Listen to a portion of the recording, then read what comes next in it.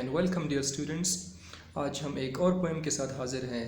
اور دوسرا پوئم جو آپ کے کورس میں شامل ہے اس کا ٹائٹل ہے ایف اور رڈیارڈ کپلنگ کی لکھی ہوئی بہت ہی مشہور پوئم ہے اور بہت زیادہ کوٹ کی جاتی ہے. اکثر دیواروں پہ لکھی ہوئی آپ کو اس کے سینٹنسز مل جاتے ہیں. اسپورٹس ایونٹ میں اس کو کوٹ کیا جاتا ہے اور پولیٹیشینز بھی لیڈرز بھی اس کو مختلف ٹائمز پہ اپنے مقصد کے لیے کوٹ کرتے ہیں. تو یہ جو پوئم ہے یہ کافی مشہور ہے، اس لیے اکثر ایگزام میں اس سے ضرور یا پیرافریزنگ آتی ہے یا reference to the context explanation آتی ہے. ان دونوں کے طریقے میں آپ کو بتا چکا ہوں. وہ جو پہلا پوئم ہم نے کیا تھا دی سالیٹری ریپر، اگر آپ نے وہاں پہ نوٹ کیا ہو تو ہم نے ان دونوں چیزوں پہ بات کی تھی. آج چونکہ لانگ پوئم ہے تو اس کو ہم تھوڑا سا ایکسپلین کرتے ہیں اور اس کے آپ کو میں تھیم بتا دیتا ہوں. 3 چیزیں اس میں بہت زیادہ اہم ہے. پہلا اس کا جو ٹائٹل ہے ایف، دوسرا اس میں جو اس میں اسٹرکچر تھرو آؤٹ ہے وہ بہت زیادہ اہم ہے، اور تیسرا اس میں کون سپیکر کون ہے اور کس سے مخاطب ہے. یہ 3 چیزیں معلوم کرنے کے بعد آپ کے لیے بہت ہی آسان ہو جاتا ہے. ایف گرامیٹیکل یونٹ ہے جس کو گرامر میں کنڈیشن کے لیے یوز کیا جاتا ہے. ایف کنڈیشنل سینٹنسز اس سے بنائے جاتے ہیں. ایف کنڈیشنل سینٹنسز کے ہمیشہ 2 کلازز ہوتے ہیں، ایک ایف کلاس ہوتی ہے، ایک ادر کلاس ہوتی ہے. اس کے اپنے اسٹرکچر بھی ہوتے ہیں جو کہ ہم گرامر کے ولاگ میں بتائیں گے اور یہاں پر اس پر ٹائم ضائع نہیں کرتے ہیں. تو ایک کلاس میں آپ کے پاس ایف آئے گا، دوسرے میں دین آتا ہے. یعنی فرض کرے اگر آپ کہتے ہیں کہ اگر تم محنت کرو گے تو آپ کامیاب ہوں گے، تو یہ تو کا کلاس ہے، یہ دین کلاس کہلاتا ہے. اور پہلا کلاس جو ہے وہ ایف ہے. اگر ایک کنڈیشن میٹ کرتی ہے تو دوسری کنڈیشن جو ہے وہ کوالیفائڈ ہو جائے گی. یہاں پر یہ تو پہلی بات ہو گئی ہے کہ اس میں بہت سارے ایف یوز کیے گئے ہیں. رائٹر نے اس میں ایک کیوریاسٹی رکھی ہے، ایک تجسس رکھا ہوا ہے کہ بہت سارے ایف سینٹنسز کو یوز کیا. ایسے لگتا ہے کہ جیسے یہ ایک لانگ سینٹنس ہے اور 4 اسٹینزا کے 8 لائنز میں یہ مختلف رن کرتا ہے. اور بہت انتظار کے بعد جب آپ آخر میں پہنچ جاتے ہیں تب آپ کو دن کہیں جا کر مل دیتا ہے. تیسری چیز جو میں نے آپ کو کہا تھا کہ اس میں امپورٹنٹ ہے، اس میں وہ ہے اسپیکر اور لسنر کو معلوم کرنا کہ آخر کون بول رہا ہے اور کس کو ایڈریس کر رہا ہے. تو ہمیشہ یاد رکھیں کہ یہ رڈیارڈ کپلنگ جو کہ جب والد تھے 1910 میں، انہوں نے اپنے بیٹے کو جب وہ جنگ عظیم میں شرکت کر رہے تھے تو کیپٹن تھے اس کے لیے لکھی ہوئی تھی. تو اس لیے آپ کو آخری سینٹنس میں جا کر آپ کو سن ملتا ہے، بیٹا ملتا ہے. تو یہ 3 چیزیں اسٹرکچرلی بہت زیادہ امپورٹنٹ ہیں. اس کو کرنے کے بعد آپ کے لیے ایک آخری چیز جو ہے وہ اس کی سمری ہے جو کہ آپ نے ضرور سیکھنی ہوتی ہے. پوری پوئم کی سمری کو آپ نے سمجھنا ہوتا ہے. اگر اس پوئم کو آپ دیکھ لیں تو بہت سارے ایف میں فادر نے اپنے بیٹے کو کئی لائف کے گزارنے کے طریقے بتائے ہیں اور سچویشنز کو ہینڈل کرنا بتایا ہوا ہے.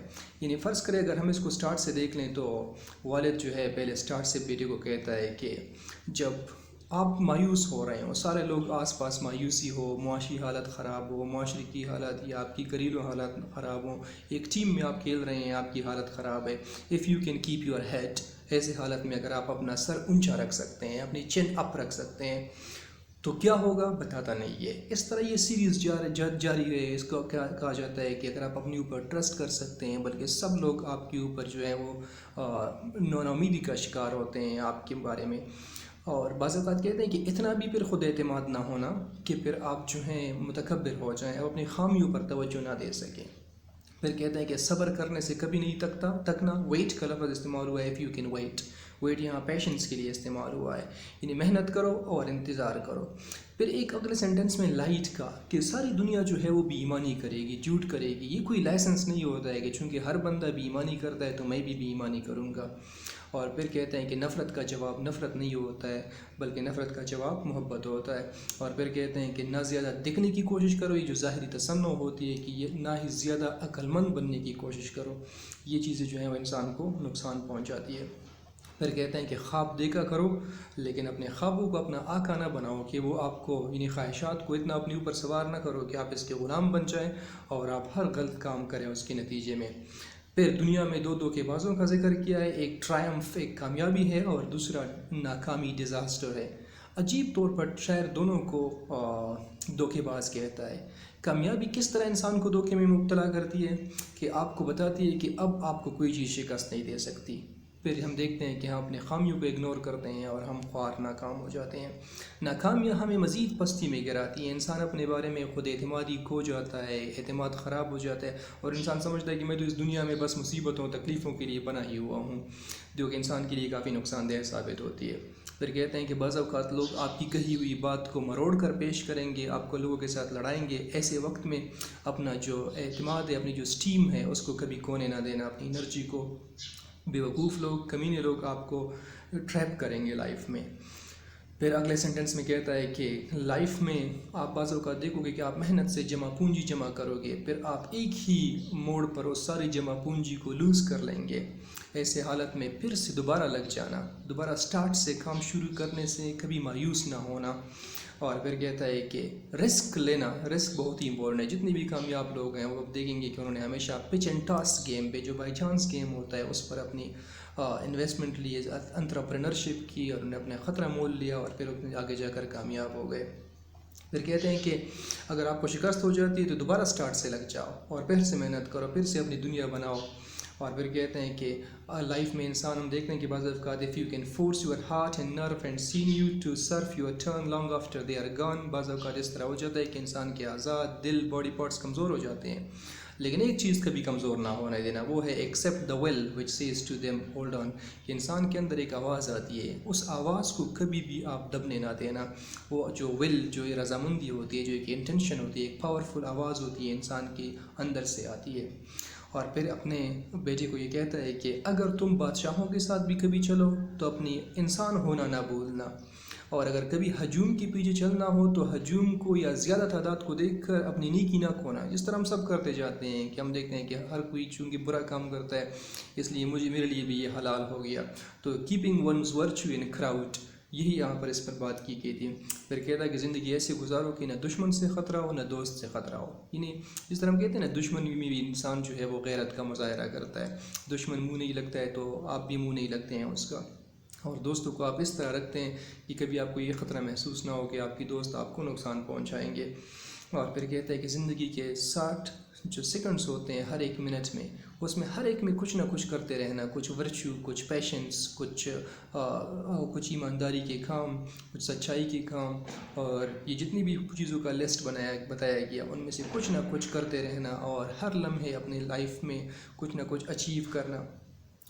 پوئٹ نے یہ سارے ایف ختم کر دیے کہ اگر تم یہ سارے کر سکتے ہو۔ پھر کہتا ہے پوئٹ کہ اگر آپ نے یہ کیا تو اس کا ایک انعام ہے۔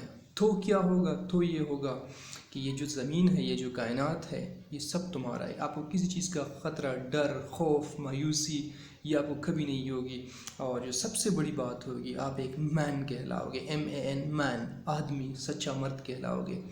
جس طرح کہ ہم کہتے ہیں کہ سچا مرد جو ہے وہ کچھ بایولوجیکل پارٹ سے نہیں بنتا ہے، ایک عورت بھی مرد ہو سکتی ہے، اور پھر ایک مرد بھی ہم دیکھتے ہیں کہ عورت ہو سکتی ہے۔ اس طرح ہم معاشرے میں، استعاروں میں استعمال کرتے ہیں کہ وہ مرد جو ہے وہ عورت ہے۔ بالکل، جب کوئی بندہ بیمانی کرتا ہے تو وہ اصل میں مردانگی سے گر جاتا ہے۔ تو مردانگی صرف بایولوجیکل پارٹس کا نام نہیں ہے، پر مردانگی جو ہے وہ کچھ خصوصیات کا، کچھ کیریکٹرسٹکس کا نام ہے جس پوئم میں بیان کی گئی ہے۔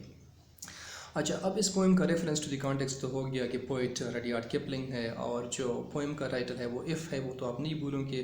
اس کے علاوہ جو آپ کے پاس دوسری چیز جس کی کانٹیکسٹ ہے، تو اس میں آپ نے ہمیشہ یاد رکھنا ہوگا کہ آپ نے یہی کام کرنا ہے کہ اس پوئم کا جو کانٹیکسٹ ہے، ایک میں ایک فادر جو ہے وہ اپنے سن کو ایڈریس کر رہا ہے کچھ کنڈیشنز کے تھرو، کچھ شرائط کے تھرو، کہ اگر آپ یہ سارے شرائط جو ہیں، کنڈیشنز کوالیفائی کر سکتے ہیں، تب آپ سچے مرد ہیں، تب آپ کی کائنات بھی تمہاری ہے۔ چاہے جو بھی لائنز اس پوئم سے آ جاتے ہیں، یہی آپ کا کانٹیکسٹ ہوگا۔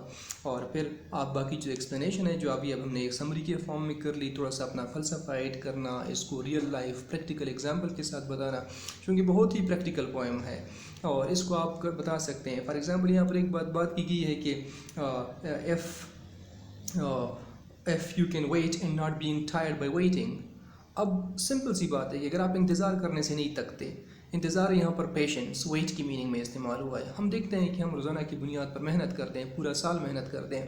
کچھ اسٹوڈنٹس جو ہیں وہ محنت کرنے سے ڈر جاتے ہیں، اور وہ بیچ میں اسٹڈی کو چھوڑ دیتے ہیں، اور کچھ اسٹوڈنٹس ہوتے ہیں وہ تھرو آؤٹ دی ایئر جاری رکھتے ہیں۔